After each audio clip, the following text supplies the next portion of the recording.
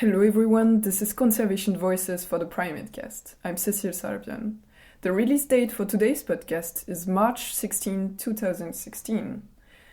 It's now a bit more than 2 months that I came back from an incredible research trip to Gabon, where I was doing experimental work on disgust with different species of primates at the International Center for Medical Research of Franceville.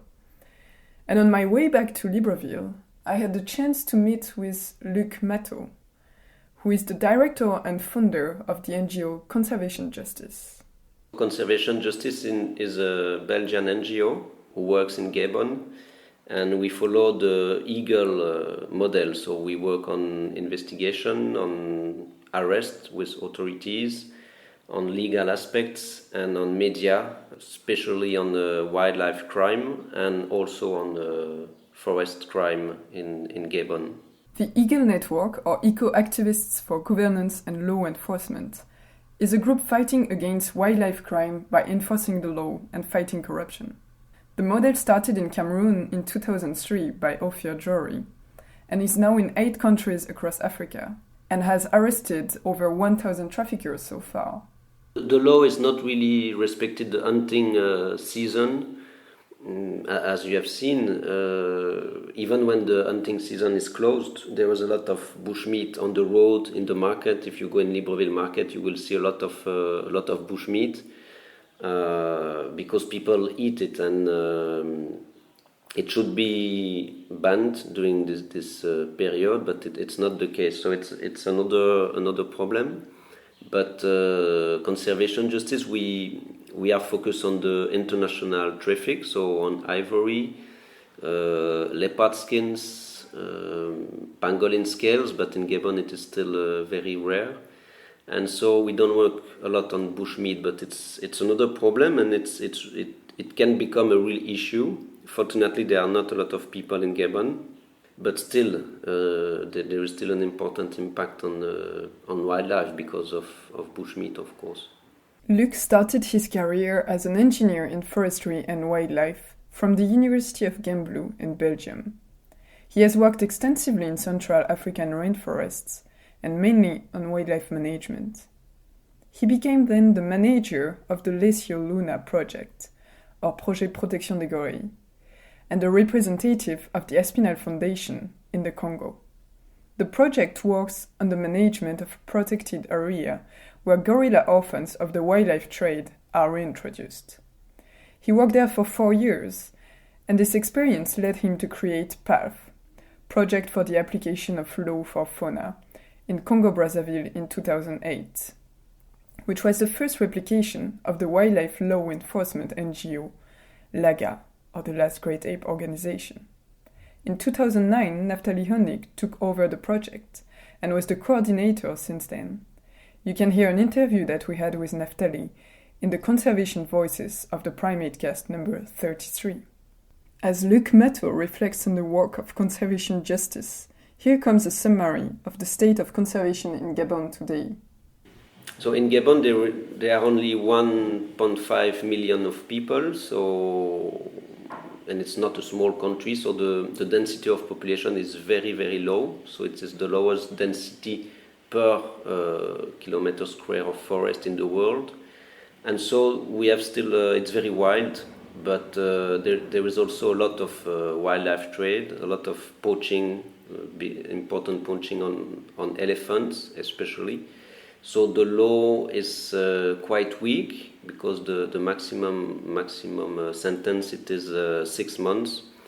But we also see some effort, some political will from the government, from the presidency to fight against the poaching and the wildlife crime.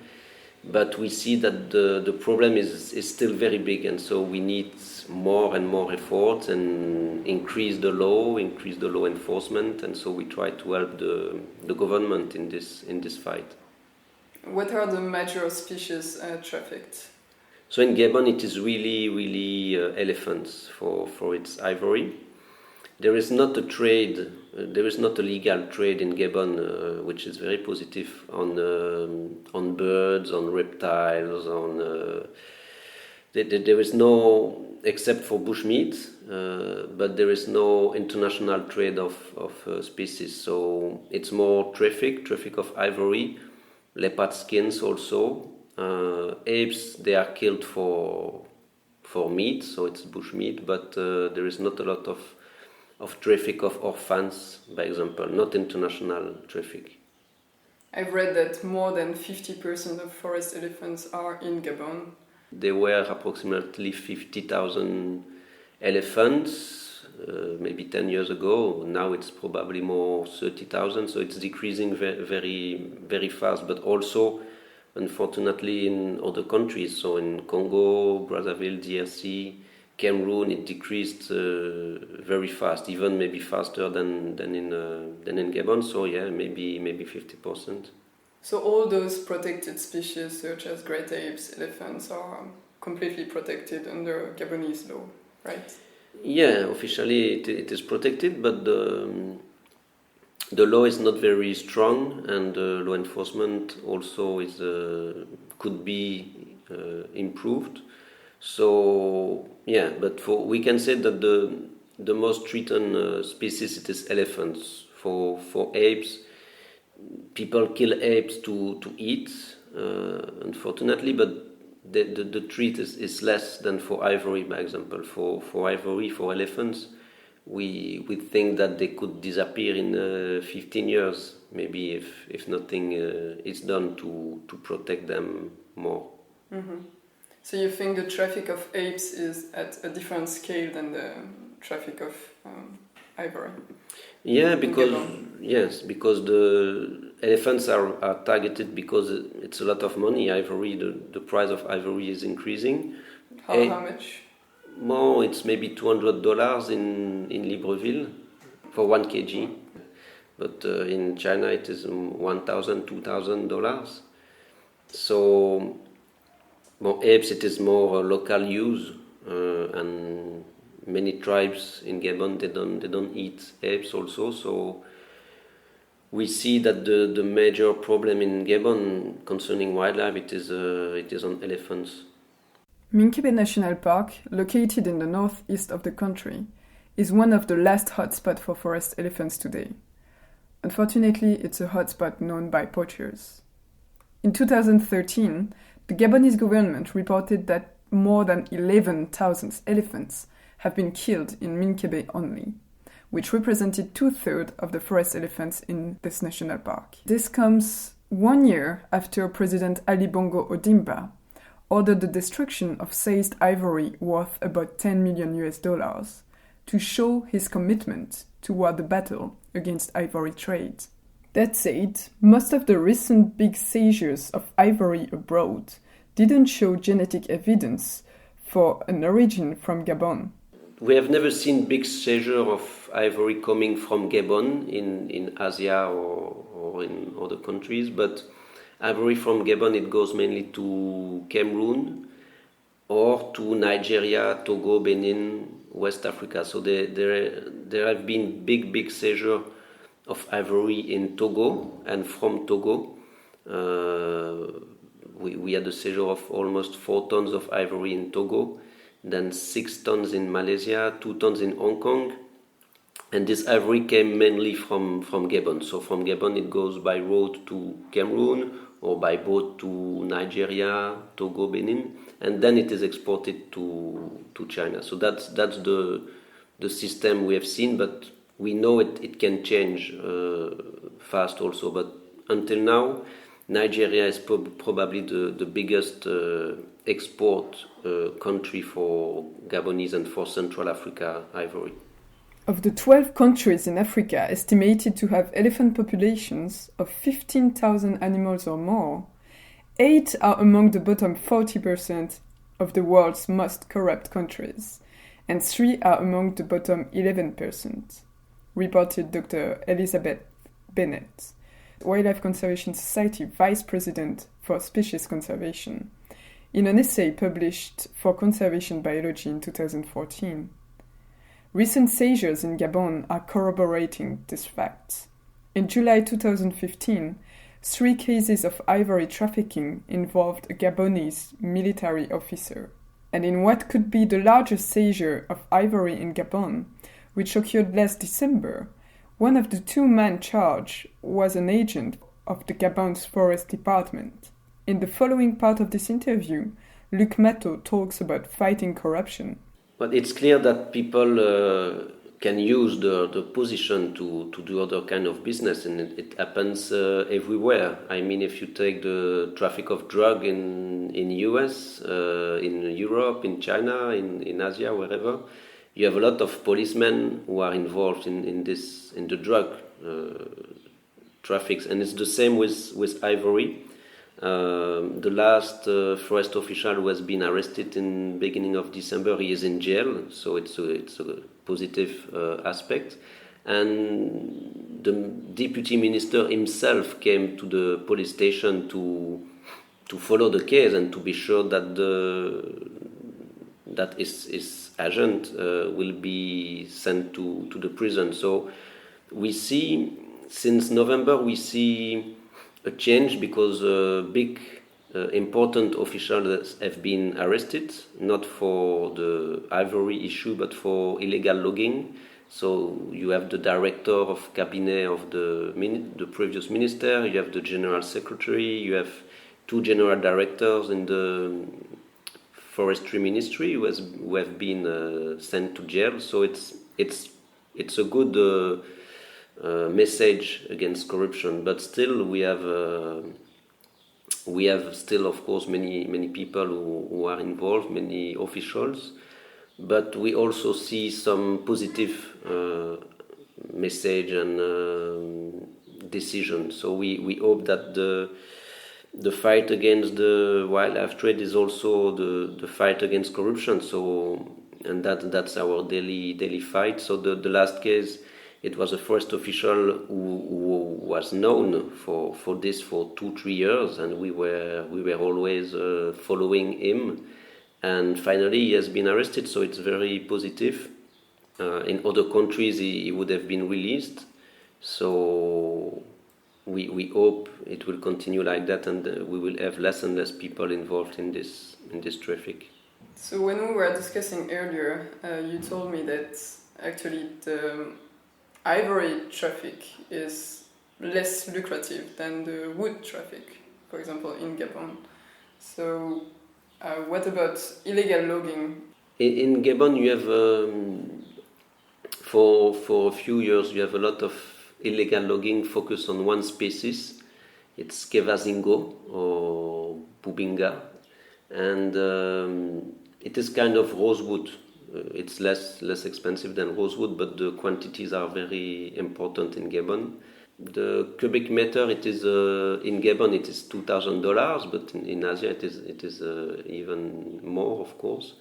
But it's very big tree, so one big tree it could be 30-40 cubic meters. So one tree could be $80,000. So it's huge. And so there has been a kind of illegal logging and corruption system linked with this species. And fortunately now it has been forbidden, so the logging of this tree has been banned for, it was 2 months ago, 2 months ago. And many people have been arrested. So, but still, when you have big companies, international companies, European, but a lot of Asian companies also. They have a lot of money, and they can corrupt officials also. So they have usually more money than the ivory traffickers, and so the corruption and the illegal logging it can bring a lot of money also, of course. So who is usually involved in this traffic? The Kevazingo, it goes to China mainly. So we have a lot of Chinese companies in Gabon. Even European companies, they export the wood to China also, this wood especially. So yeah, we had many Chinese people arrested in November because they were involved in illegal logging of Kevazingo.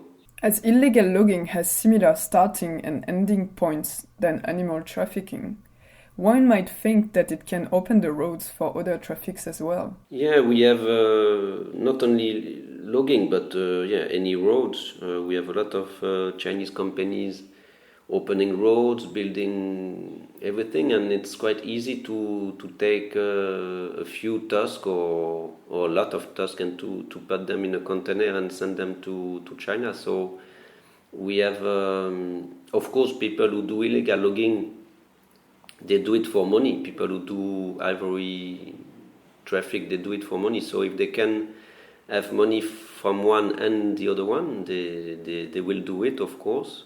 And it's even more easy when you export illegal logs. You can also add some ivory. We had this case in Togo where 4 tons of ivory have been seized, and it was in container with illegal wood, illegal logs. And the same in Cameroon, a seizure of almost 4 tons also seized in Hong Kong. It was also with logs. So we can see that there is a direct link between ivory and illegal logging. While Gabon is currently capturing international attention for its successive wildlife conservation efforts, I asked Luc how he sees the future of conservation justice. Well, it is a long-term project. The traffic, it will not stop. So we know since the beginning that we will do the same activities, the same project with conservation justice in Gabon, but with eagle in all the countries and in new countries also. We will do the same for many years, and it's like drug. You cannot do it for 1 or 2 years and then you stop. It is a permanent work. And so we try to improve our techniques, our investigation, the security aspect, the collaboration with authorities. But the project itself, activities, it is the same. We just try to improve them, and we can do other projects around. But then it is not necessary through eagle or conservation justice. We have some awareness campaign also in Gabon, but it's different. It's a different project. So, but for law enforcement, we just follow what we are doing for many years already. You have been listening to the PrimateCast, a podcast series dedicated to the study and conservation of primates around the world. Brought to you by the Centre for International Collaboration and Advanced Studies in Primatology of the Primate Research Institute of Kyoto University. Visit us online at www.cisasp.pi.kyoto-u.ac.jp/news/podcasts and follow us on Facebook at www.facebook.com/thePrimateCast and on Twitter at thePrimateCast.